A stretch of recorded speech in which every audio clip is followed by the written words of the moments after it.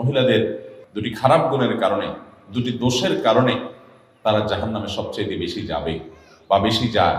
এর ভিতরে একটা হলো তারা তুকফিরনাল লানা ও তাকফুরনাল আশির। তিনি বলেছেন তোমরা মহিলারা বেশি বেশি করে লানত দাও, অভিশাপ দাও। এটা একটা রোগ। কথায় কথায় এটা পুরুষের মধ্যেও আছে এই রোগ, কিন্তু নারীদের মধ্যে স্পেশালি বিশেষভাবে এই দোষটা অনেক বেশি, যে কথায় কথায় লানত দেওয়া, চট করে রাগ হয়ে স্বামীকে, বাবাকে, সন্তানকে, ছেলে মেয়েকে, সংসারকে, এটাকে সেটাকে অভিশাপ দেওয়া, বদদোয়া করা, গজব দেওয়া, ঠাড়া দেওয়া, এরকম খারাপ উক্তিগুলা, অভিশাপগুলা বেশি বেশি দেওয়া, এটা জাহান্নামে যাওয়ার কারণ। আর আরেকটা হলো তাকফুরনাল আশির, স্বামীর নাশুকুরি করা। পুরুষদের মধ্যেও এই রোগ আছে। পুরুষও নাশুকুরি করলে তার ঠিকানা জাহান্নাম হবে, এতে কোনো সন্দেহ নাই। অনেক পুরুষ আছে যে তার মহিলা, তার স্ত্রীর সাথে তার সম্পর্ক ভালো, স্ত্রী সব দিক থেকে ভালো, একদিন একটু উল্টাপাল্টা হলে সে সাথে সাথে সারা বছরের সকল অবদানকে অস্বীকার করে। সারা বছর বেচারি যে ভালো ছিল এটা আর স্বীকার করে না। একদিন তরকারিটা খারাপ হলে আর 10 দিন যে ভালো হয়েছে ওটার কথা সে ভুলে যায়। এরকম নিমক হারাম পুরুষও আছে। কিন্তু নবী করিম সাল্লাল্লাহু আলাইহি ওয়াসাল্লাম এই হাদিস থেকে বোঝা যায় যে আমাদের মা বোনদের মধ্যে এই রোগটা তুলনামূলকভাবে বেশি, যে তারা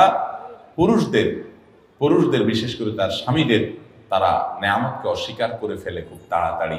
আর এটি তাদের জাহান্নামে যাওয়ার অন্যতম কারণ। এই জন্য আমাদের মা বোনদের জন্য এই দুটি অ্যালার্মিং পয়েন্ট, যে আসুন আমরা কোনো অবস্থাতে আমাদের সন্তানরা, আমাদের স্বামী, আমাদের মা বাবা, সংসার বা অন্য কোনো কিছুকে আমরা গালিগালাজ করা, বদদোয়া দেওয়া, ঠাড়া দেওয়া, আপনার অভিশাপ করা, আল্লাহর লানতের কথা বলা, এগুলো আমরা কখনো করবো না। এরপরে সাবধান থাকবো।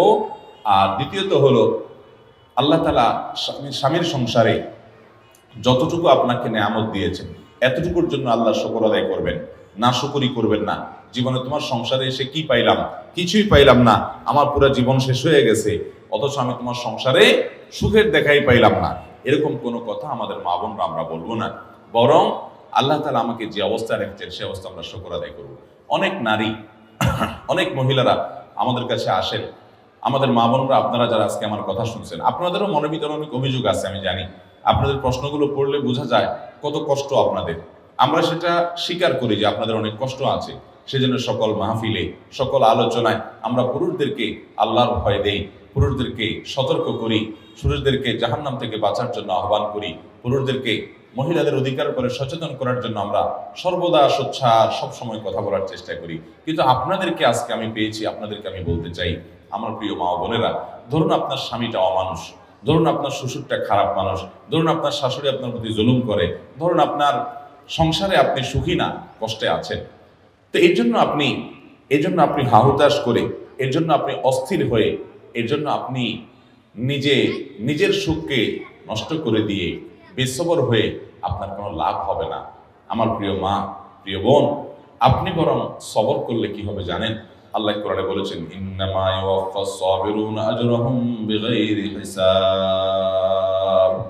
যারা ধৈর্যশীল হবে, যারা সবর করবে, দুনিয়ার বিভিন্ন কষ্ট, দুঃখ, মুসিবত, এগুলোকে আল্লাহর দিকে তাকিয়ে যে সবর করলে আল্লাহ তাআলা সওয়াব দেন, জান্নাত দেন, আল্লাহ খুশি হন।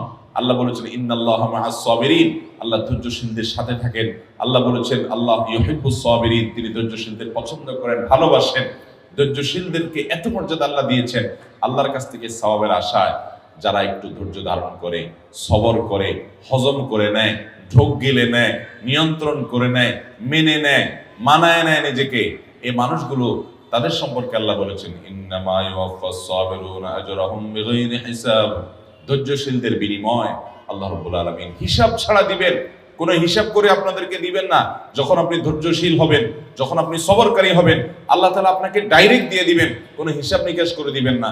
আল্লাহর কাছ থেকে হিসাব নিকাশ করে জান্নাতে যাওয়া এত সোজা কাজ না। আল্লাহ যদি বিনা হিসাবে কাউকে জান্নাতে দেয় তাহলে সেটা সহজ।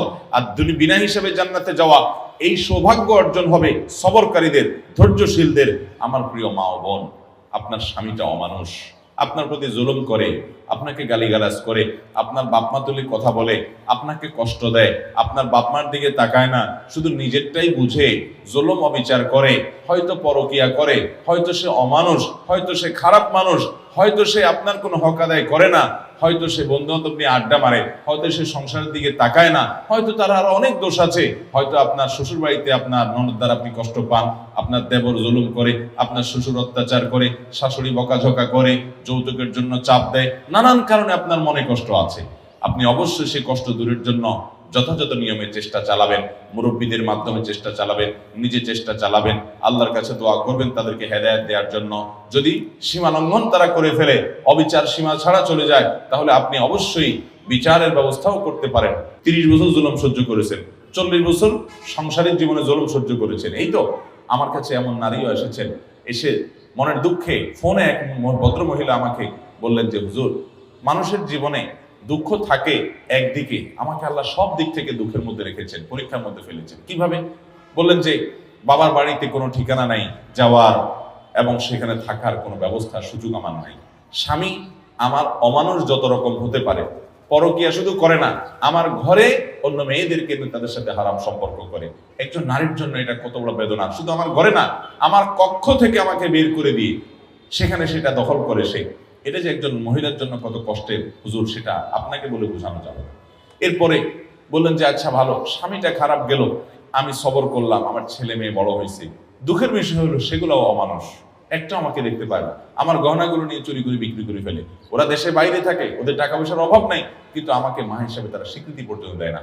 এরকম স্বামী অমানুষ, সন্তানরাও অমানুষ, বাবার বাড়িতেও যাওয়ার জায়গা নাই, এরকম একটা জনম দুঃখী মানুষ আরেকটা আছে কিনা সমাজে আমি জানি না।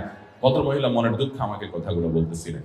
ভাইরা আমার, আমি তাকেও বলেছি, বোন, আমি আপনার কষ্ট বুঝতে পেরেছি। আল্লাহ তাআলা আপনাকে ধরুন জনম দুঃখী করলেন, চিরদুঃখী করলেন, কোনো দিক থেকে আপনার সুখ হলো না। এরপরও আপনি যদি এইভাবে চিন্তা করেন যে আমার সকল দুঃখের বিনিময়ে, সারা জীবনের দুঃখের বিনিময়ে আল্লাহ তাআলা যদি আমাকে জান্নাতটা দিয়ে দেন,